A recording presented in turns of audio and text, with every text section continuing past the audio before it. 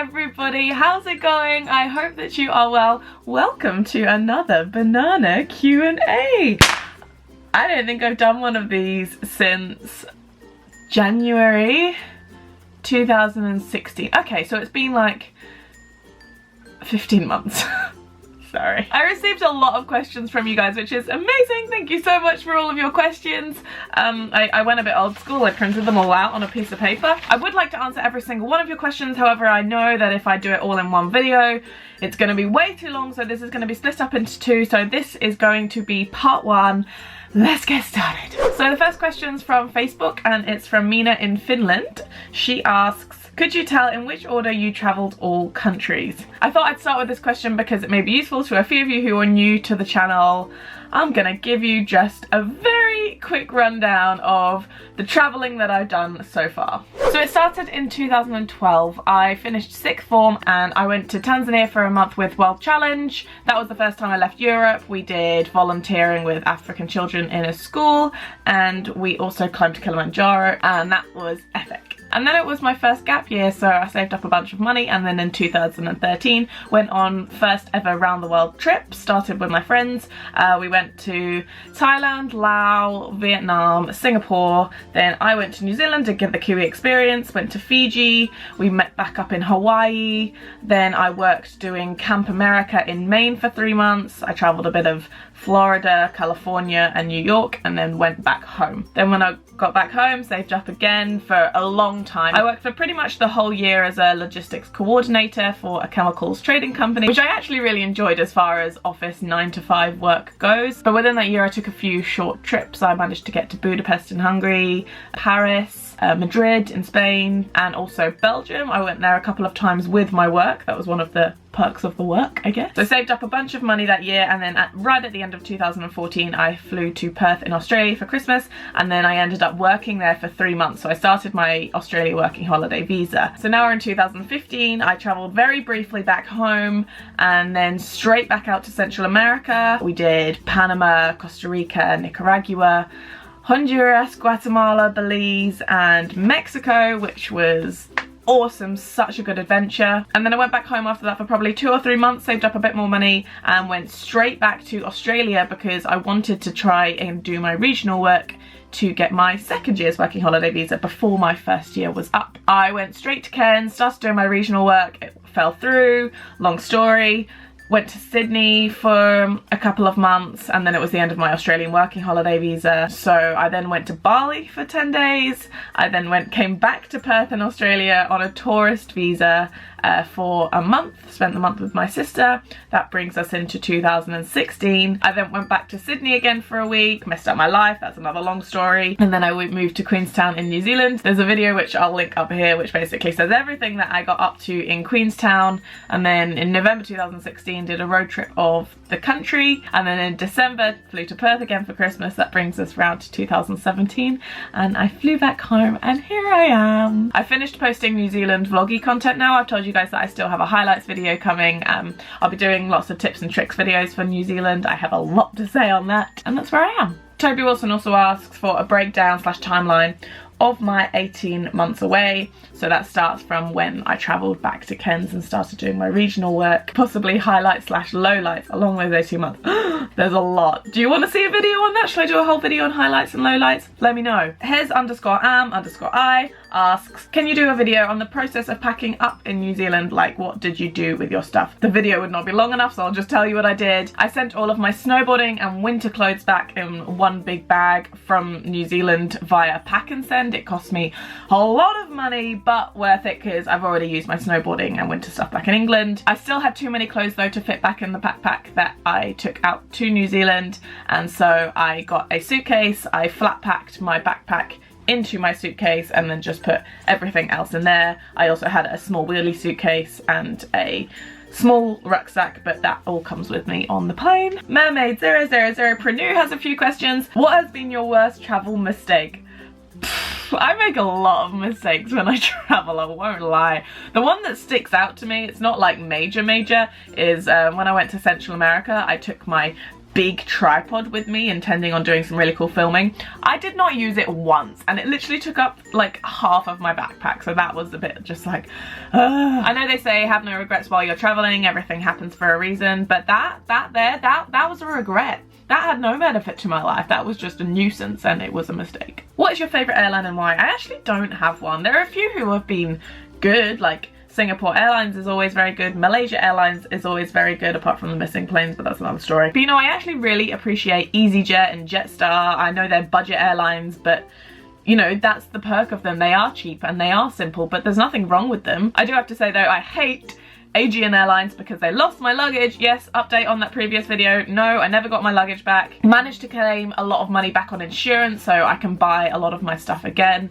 There was no valuables in the bag, but bloody annoying, you know, all of my clothes were in there, so yeah, Aegean Airlines, not happy with you at all. And Pranu has also asked what my favourite travel experience so far. This also ties in with Trim Cat Chris's question. What are the top 3 things you have saw if you counted everything that you have seen on your adventures so far? And Justina from Beer for Breakfast, great name. What is your best and most memorable moment from your travels? So I'll give you a top 5, and this is just at the top of my head. Learning to scuba dive in Utila, Honduras.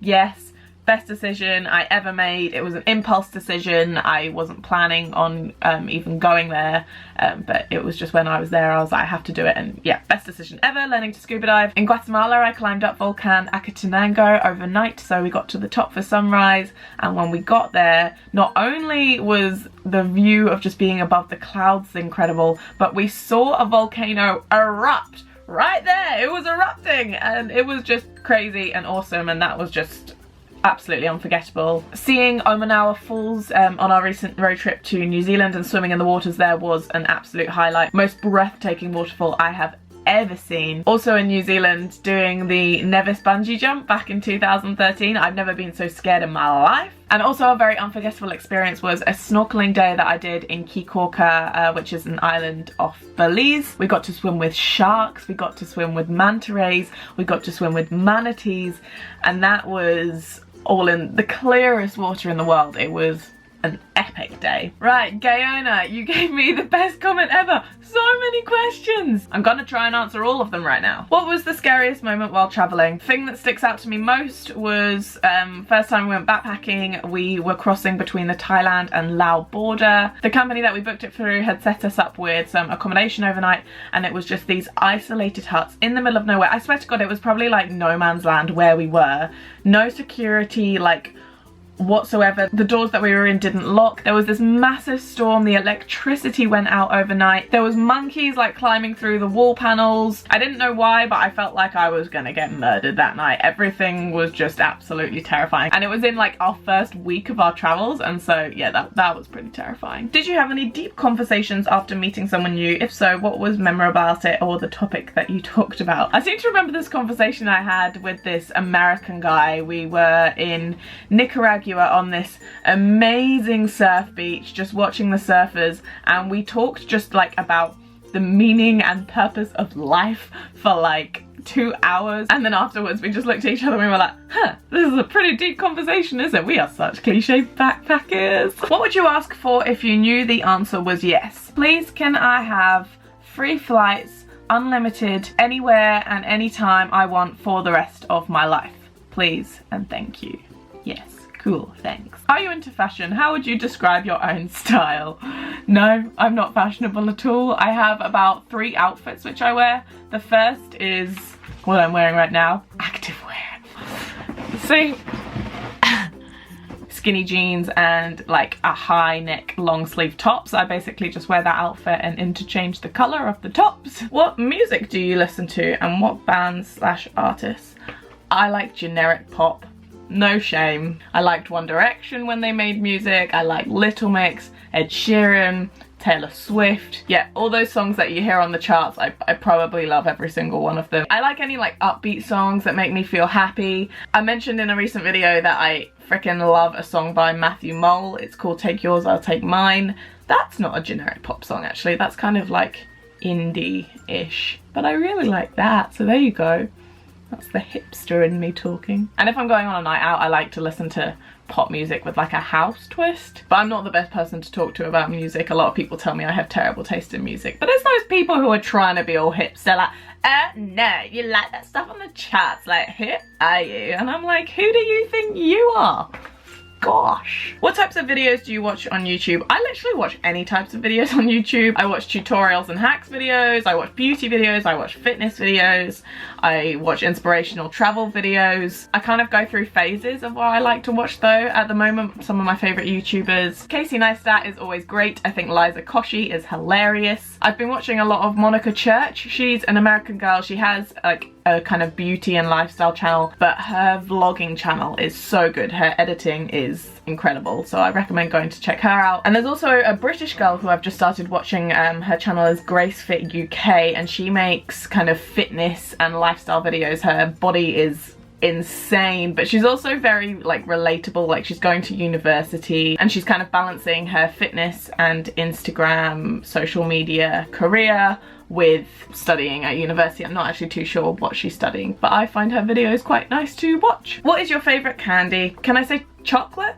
Chocolate's my favourite candy. What kind of food do you miss while you were away? Dairy milk chocolate. You can only get proper dairy milk in England, nowhere else. Even if it says dairy milk, it's not the same dairy milk. So yeah, I miss that a lot. What is the most embarrassing thing that has ever happened to you?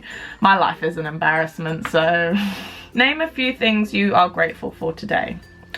My family, my friends, and my subscribers. Is that cliche? I'm sorry, but it's true. Did you stay in touch with your friends the whole time you were on the other side of the world? No, not the whole time. Honestly, I was pretty bad at keeping in touch with my friends, but I think you know if someone's your true friend, and it means that you can go back home even if you haven't spoken in months and everything's gonna go back to the way it was. You don't need to keep updating people on what you're doing. I don't think that's necessary. So no, I didn't stay in touch with my friends the whole time I was on the other side of the world. What types of movies do you like to watch? Rom-coms? I'm not a movie person at all, to be honest. I have the attention span of a gnat. I am the person that keeps asking questions.